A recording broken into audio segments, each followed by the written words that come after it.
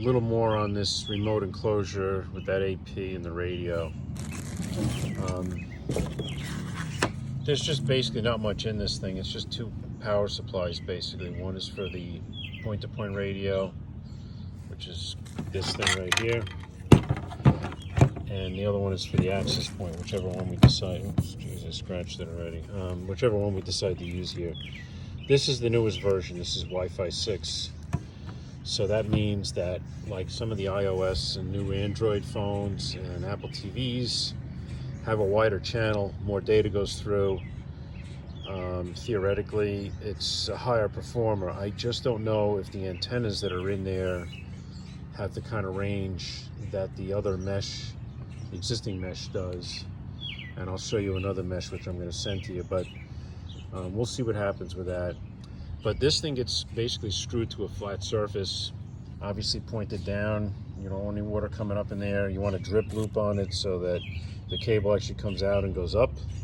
So if the water's running down the cable, it ends up underneath it. This outlet is kind of in a weird place, and these cords, what we usually do is heat these things up, and I did that here to get them to bend a little bit, or else it holds the door open a little and the weather gets in it. But you can either put this in here or just take this like an extension cord like this and stick it out through the bottom here and plug it in, whatever works for you. And then these two power supplies just sit in here. They're done in there by Velcro because there's no backplane in it. So they're just stuck on there. If they fall off there, it really won't be a big issue. They're not going too far. And then there are screws with rubber around them so the water doesn't get in. That's where you screw the thing to the flat surface. You use these three fasteners and just zap it into a piece of board or whatever. If you're only going to use two fasteners on it, then you might want to put a little T on it or something. You want to just hold it level.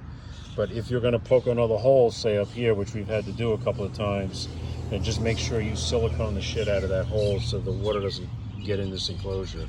Because eventually it will rot these things out, and these connectors will get damp, and they've got 48 volts or 24 volts on them. They will fail. They'll turn black, and it's all over after that. It's time to get a new power supply and cut the ends off and put new connectors on it.